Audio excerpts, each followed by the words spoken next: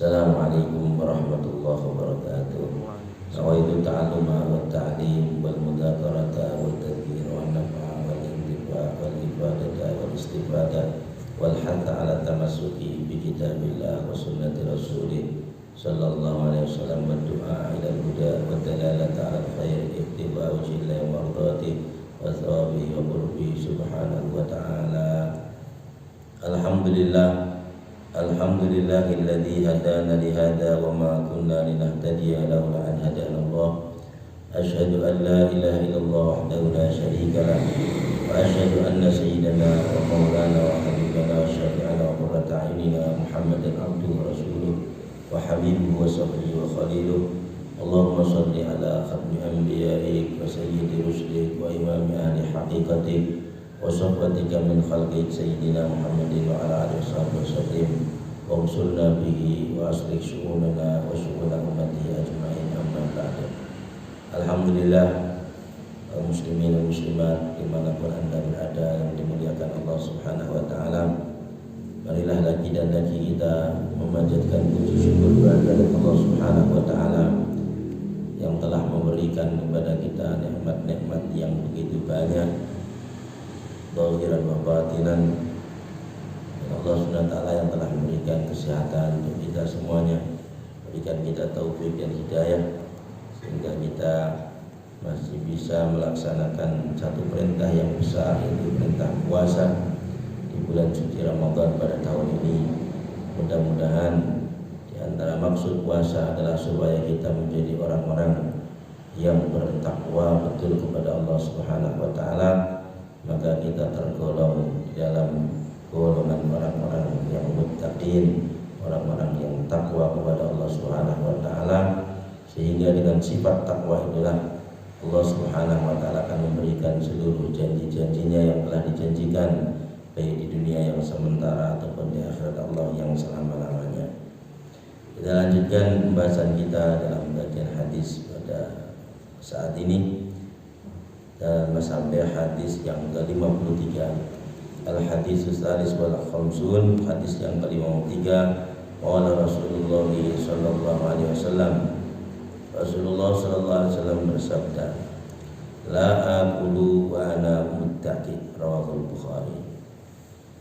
La aqulu, saya tidak makan, wa ana sedangkan aku muttaqiun, orang yang bersandar. Rawahu, meriwayatkan hadis ini Al-Bukhari, Imam Bukhari. Hadis ini menerangkan tentang adab-adab di dalam makan. Makan ini termasuk kebiasaan kita. Merupakan adat yang mengatakan adat sadat sayyidul adat. Adatnya orang-orang yang mulia itu merupakan pimpinannya adat-adat atau kebiasaan tersebut. Kita ini setiap hari makan, hari-hari penuh dengan makan, dan waktu makan mungkin juga banyak sekali. Hanya saja di waktu yang mulia ini diwajibkan bagi setiap diri kita untuk mengatur makan. Hanya diatur waktunya supaya kita tidak makan mulai daripada min tulu'il fajr shadiq, dari terbitnya fajar shadiq sampai ghurubi syamsi, sampai terbenamnya matahari dengan sempurna. Ini puasa kita, sehingga makan kita di saat-saat ini adalah di waktu kita suhur dan di waktu kita berbuka. Itu di dalam waktu atau di dalam masa ketika kita difardukan oleh Allah untuk berpuasa. Tentunya kalau kita tidak dalam keadaan puasa, menjadi kebiasaan bagi setiap orang makan, ada yang makannya 3 kali, pagi makan, sore makan, begitu juga siangnya juga makan. Tapi banyak orang-orang dulu makan itu cuma 2 kali juga, yaitu waktu qadha dan waktu asya. Qadha itu biasanya sebelum zuhur atau setelah zuhur, dan asya dia kerjakan sebelum Isya atau setelah Isya. Jadi makan di waktu siang dan malam, makanya begitu. Dan memang sebaiknya begitu, supaya kita ini menyedikitkan masa dan waktu makan, bahkan juga menyedikitkan makannya juga. Dan di dalam makan, walaupun ini hanya makan, tetapi dan semua makhluk hidup semuanya juga makan. Binatang-binatang juga makan, sapi juga makan, kerbau juga makan, kambing juga makan, ayam juga makan. Tetapi manusia seluruhnya juga makan. Yang iman dia makan, yang kafir juga makan. Tetapi dalam hal makan ini pun di dalam agama kita ada aturan-aturannya, ada adab-adabnya, ada sopan santunnya. Sehingga hendaklah di dalam makan pun kita juga ikut kepada yang mulia baginda Nabi Muhammad SAW, karena memang beliau adalah panutan di dalam setiap apapun gerak-gerik yang dikerjakan oleh manusia di dunia ini, termasuk makan. Bukan hanya ikut di dalam sholatnya, bukan hanya ikut di dalam puasanya, bukan hanya ikut di dalam ibadah-ibadah yang lain, tetapi dalam adat-adatnya pun juga. Orang kalau betul-betul cinta kepada Rasulullah, dia akan memperhatikan bagaimana Rasulullah SAW di dalam hal atau dalam perihal beliau makan. Dan begitulah keadaan para sahabat-sahabat radhiyallahu ta'ala anhum di dalam ikut mereka kepada Rasulullah SAW. Qul in kuntum tuhibbunallaha fattabi'uni yuhibbukumullah wa yaghfir lakum dzunubakum.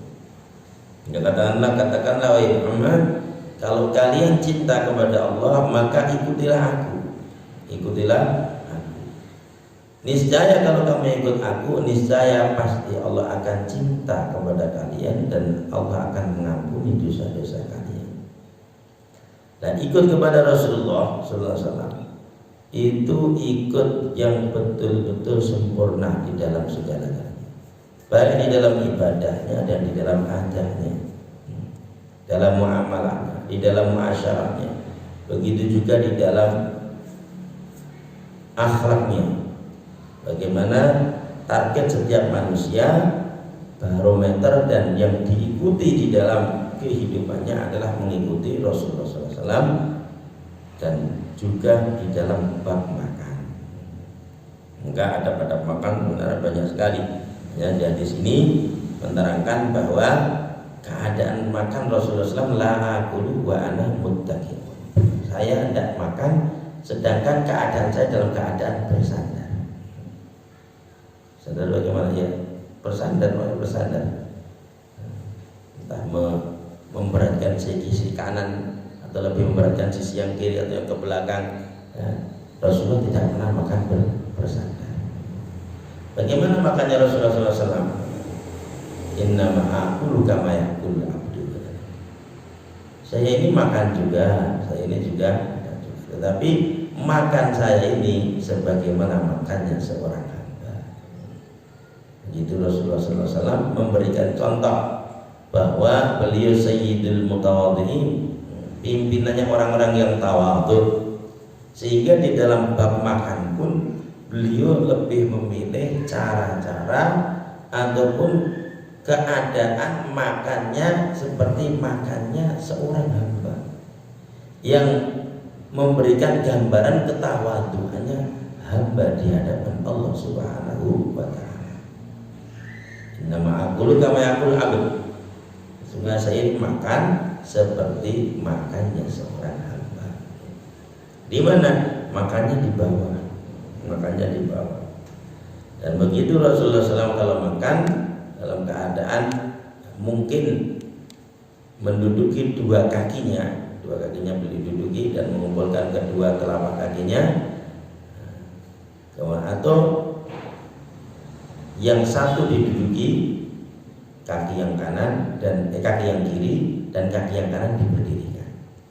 Begitu di antara cara duduk makan yang dikerjakan oleh Rasulullah Sallallahu Alaihi Wasallam. mungkin mengumpulkan dua kakinya, duduk dengan dua kaki semua diduduki, mengumpulkan kedua telapak kakinya dikumpulkan jadi satu, seperti kayak iftiras, tapi dikumpulkan itu bagian kedua kakinya. Kemudian mungkin juga bisa dengan cara duduk di atas kaki yang kiri, kemudian mendirikan kaki yang kanan, dan tanpa menyandarkan badan, menyandarkan dengan tangan, begitu makan seperti makannya hamba. Jadi makan begitu itu adalah makan yang dicontohkan oleh yang mulia baginda Nabi Muhammad sallallahu alaihi wasallam. Jadi suatu gambaran bentuk cara makan yang tidak menggambarkan gambarannya orang-orang yang takabur atau orang-orang yang sombong.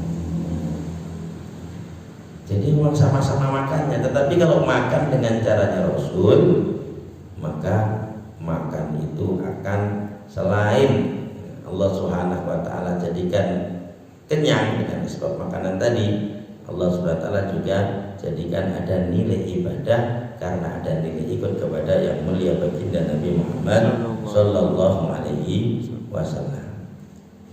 Maka jangan makan sembarangan, makan dengan kaki dinaikkan ke atas dengan mungkin di atas tempat yang tinggi, kemudian seperti hayah atau keadaannya orang-orang yang sombong, naudzubillah min dzalik, itu tidak dikerjakan oleh yang mulia baginda Nabi Muhammad SAW. Bahkan bersandar pun dia tidak.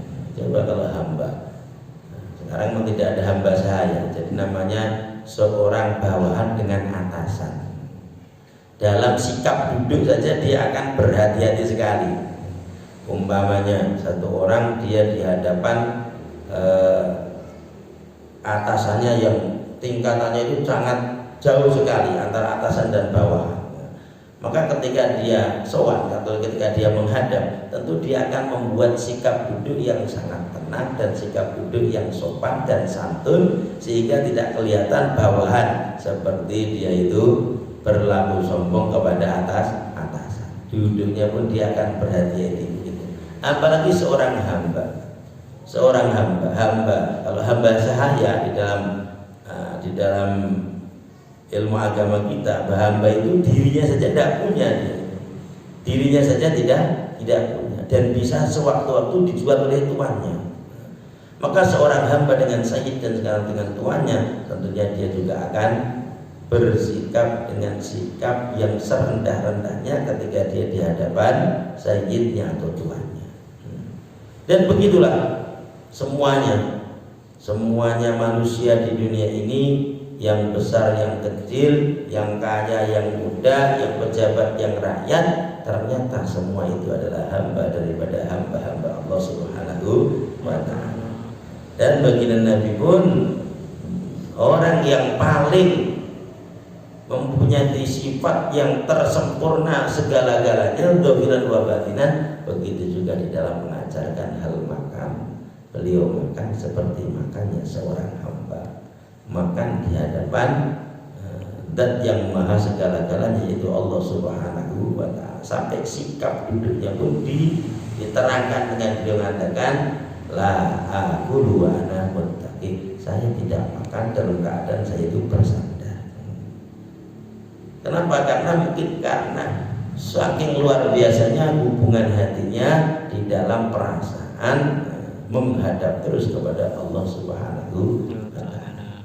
Artinya kalau kita makan dan mengangkat hadis ini, berarti juga supaya mendidik diri kita, walaupun kita dalam makan, kita juga harus merasa minimal kalau tidak menghadap pada Allah, minimal kita merasa dilihat oleh Allah dan merasa diperhatikan oleh Allah. Sehingga walaupun dalam bab makan yang mubah, kita pun akan bersikap dengan sikap, dengan adab, dengan sopan santun yang sesuai dengan diajarkan oleh Rasulullah Sallallahu Alaihi Wasallam. Selain adab-adab yang lain, duduk di bawah, makan dengan jari-jarinya, makan dengan menggunakan tangan. Ini dengan dimakan dengan tangannya, dimakan dengan tangannya, kemudian dibersihkan sekali tempat makannya itu. Bahkan Rasulullah SAW lakul asabi, selalu kalau habis makan menjilati jari-jarinya sampai merah. Begitu Rasulullah SAW, tidak mencaci makanan, memuji makanan, makan dengan duduk yang betul, duduk yang diajarkan oleh Rasulullah SAW. Insya Allah itu akan selamat dari segala mara bahaya atau bahaya-bahaya dalam bab makan. Kalau kita menggunakan sunnah-sunnah baginda Nabi Muhammad Sallallahu Alaihi Wasallam, baik makanannya sudah halal, makanannya baik, tapi cara makannya juga harus dengan cara makan yang baik. Cara makan yang baik yaitu cara makan yang telah dicontohkan oleh Rasulullah Sallallahu Alaihi Wasallam. Maka bagaimana setiap orang iman harus berusaha di dalam makan, ikut cara duduknya Rasulullah Sallallahu Alaihi Wasallam, dan dengan cara begitu duduknya seorang hamba maka akan terhilangkan kesan kesombongan dari dirinya. Begitu juga ini juga termasuk menyemangatkan supaya kita ini belajar tawadhu untuk sebagaimana karena ikut kepada yang mulia baginda Nabi Muhammad Sallallahu Alaihi Wasallam, dan di dalam amalan-amalan yang lain, di dalam makan, dalam tidur, dalam berjalan, dalam berbicara, dan semuanya kita semuanya ingin ikut kepada yang mulia baginda Nabi Muhammad Sallallahu Alaihi Wasallam. Mudah-mudahan Allah Subhanahu Wa Taala memberikan kita taufik supaya kita bisa mengerjakan apa yang diperbuat dan dikerjakan oleh yang mulia baginda Nabi Muhammad Sallallahu Alaihi Wasallam. Di antaranya la aqulu wa ana muttaqi, saya tidak akan makan sedangkan saya dalam keadaan bersandar. Al hadisul rabi wal khamsun, hadis yang ke-54. Qala Rasulullah sallallahu alaihi wasallam, la tusahib illa mu'minan wa la ya'kulu ta'amaka illa taqiyun. Hadisun sahih rawahu Ahmad wa Abu Dawud. Qala Rasulullah sallallahu alaihi wasallam, Rasulullah SAW bersabda, la tusahib, janganlah berteman illa mu'minan, kecuali dengan orang yang iman. Wala ya'kul, dan jangan makan ta'amaka, makanan kamu, illa taqiyun, kecuali orang yang takwa. Hadisun sahihun, hadisnya disahih rawahu, melihatkan hadis ini Ahmad, Imam Ahmad wa Abu Dawud, dan Imam Abu Dawud. Rasulullah SAW bersabda, la tusahib illa mu'minan wa la ya'kulu ta'amaka illa taqiyun. Jangan kamu berkawan kecuali dengan orang yang iman. Ini adalah termasuk adab-adab di dalam kita berteman, dan bagaimana pentingnya orang itu mencari teman. Jadi diusahakan betul sesuai dengan perintahnya Rasul supaya kita ini tidak berteman, tidak berkawan, tidak bersahabat kecuali dengan orang-orang yang ada iman di dalam dirinya kepada Allah Subhanahu wa Ta'ala. Dalam bermuamalah mungkin boleh kepada setiap orang iman, orang tidak iman, orang Islam, orang non-Islam mau bermuamalah. Tapi dalam urusan teman, dalam urusan kawan, dalam urusan dia itu bersahabat, harus betul-betul mencari sahabat dan teman yang betul-betul dia memiliki sifat iman kepada Allah Subhanahu wa Ta'ala. Jangan sampai kita berteman dengan orang-orang yang tidak diridhai oleh Allah Subhanahu wa Ta'ala, sehingga nanti akan berkesan di dalam kehidupan kita yang tidak baik, yang tidak baik. Walaupun kamu sudah hebat sekali, kuat sekali imannya misalnya, tetapi begitu sabda Nabi, begitu tertib Nabi, jangan bersahabat, jangan berteman kecuali dengan orang yang iman. Ada yang mengibaratkan ulama seperti halnya angin. Angin itu kalau lewat di satu tempat atau barang yang busuk, maka walaupun dia cuma lewat saja, angin itu berlewat saja di tempat atau di barang yang busuk, maka angin itu akan membawa bau busuknya. Begitu juga kalau ada suatu barang yang wangi sekali, terus angin lewat di situ, angin cuma lewat saja, tetapi dengan lewatnya angin itu bau baik atau bau enak itu akan dibawa itu angin dan tersebar walaupun dalam waktu yang sangat singkat, cuma tercium saja. Maka diibaratkan seperti itu. Begitu juga hendaklah kita mencari teman itu betul-betul carilah teman yang mukmin, orang yang iman. Bapak Abdullah ini sebentar beliau mengatakan di dalam syairnya, wa in aradta sunnatan nabiyyi fajtanabanna qurna'a su'i. Kalau kamu pengen sunnah baginda Nabi, maka kamu jauhi teman-teman yang buruk. Waqtar minal ashabi kullu mursyidi innal qarina bil qarini yaqtadi. Dan adalah kamu pilih teman-teman, sahabat-sahabat yang bisa menunjukkan dalam kebaikan, karena sesungguhnya teman dengan temannya itu biasanya nular. Kalau baik ya nular baiknya, kalau jelek jadi nular jeleknya. Fasuhbatul akhyari lil qalbi dawa tazidu lil qalbi nasyatan wa qawa. Maka berteman, bersahabat dengan orang-orang yang akhyar yang dipilih oleh Allah SWT, bukan hanya Islam, bukan hanya iman, itu orang yang ada pilihan, punya ilmu, punya hidayah, punya dan sebagainya, maka orang punya kebaikan, maka itu akan bisa menjadi dawa lil qalbi dawa, suhbatul akhyar lil qalbi dawa.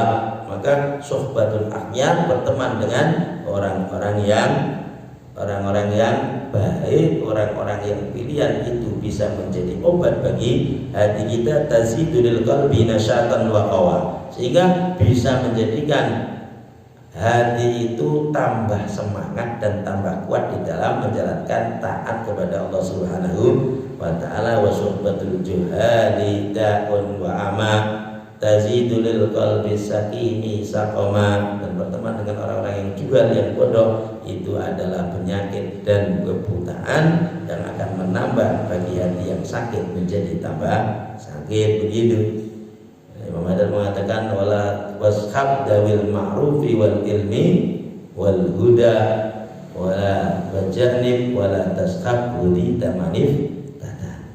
Jadi cari teman yang betul-betul yang baik, karena di antara untuk berteman dengan orang yang baik itu akan menjadikan, mewariskan atau mengambil kebaikan-kebaikan. Suhbatul akhyar itu risul khair, wa suhbatul asyrari itu risul syar. Bahwa berteman dengan orang-orang yang baik itu akan mewariskan kebaikan, dan berteman dengan orang yang buruk itu akan mewariskan juga keburukan. Yang diibaratkan seperti angin tadi. Angin itu kalau lewat dalam barang yang busuk maka akan membawa busuknya, kalau lewat di tempat yang yang wangi maka akan membawa wanginya. Ada yang mengibaratkan dalam arti seperti orang yang dipandi besi itu. Orang yang berteman dengan orang yang buruk seperti orang yang berdekatan dengan orang pandai besi, walaupun dia tidak ikut kerja tapi ikut dapat baunya. Orang yang berteman dengan orang yang baik itu seperti orang yang berdekatan dengan orang yang menjual minyak wangi, walaupun dia itu tidak beli tapi akan dapat wanginya. Begitu pentingnya kita mencari teman, dan pentingnya kita sama-sama untuk melihat siapa yang kita jadikan teman dan sahabat kita.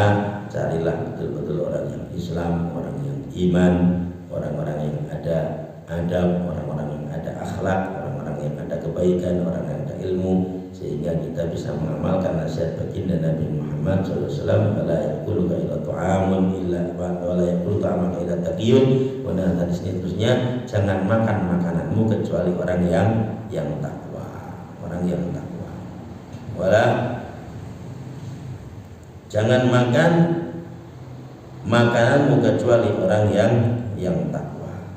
Juga usaha supaya kalau kita memberi makan, yang terbaik juga cari orang yang kira-kira bisa membantu dia untuk menjadi tambah dia taat pada Allah Subhanahu wa taala. Karena di antara faedahnya makan adalah supaya orang itu tambah kuat tambah kuat dalam taat.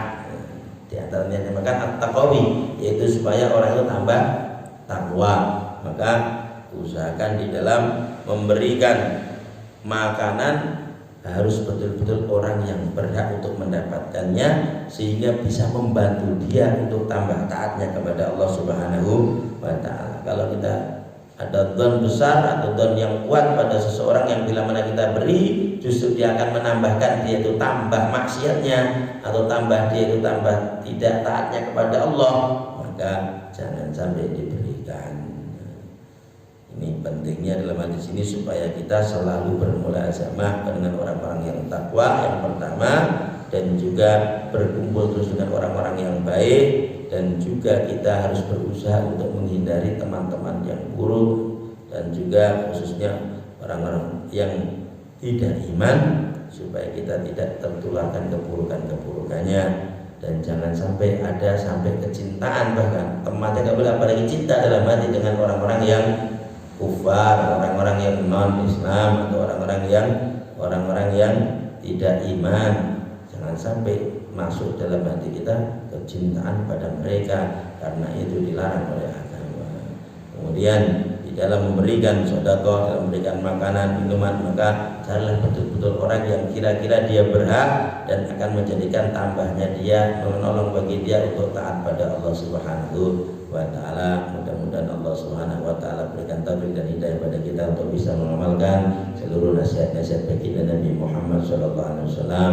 Wallahu a'lam. Ya Rabbana atarafna bi annana tarafna wa annana asrafna ala ashrafna wa tub alaina tawbatan la hawla واستر لنا العورات وأمن الروات واغفر لوالدينا ربي ومولودينا والأهل والإخوان وسائر الخلان وكل ذي محبة أو جيرة أو صحبة والمسلمين أجمعين من ربي اسمع فضلا وجودا منا لا باكتساب منا بالمصطفى رسول الله بكل سجود صلى الله وسلم ربي عليه عبد الحبيب وآله وصحبه عدد الصحب والحمد لله بالبت والتناهي.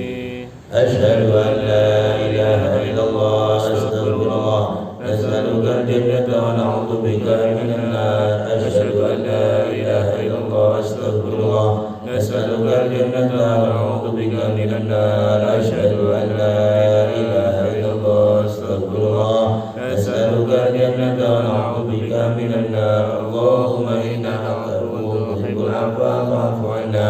اللهم إنك عفو تحب العفو فاعف عنا. اللهم إنك عفو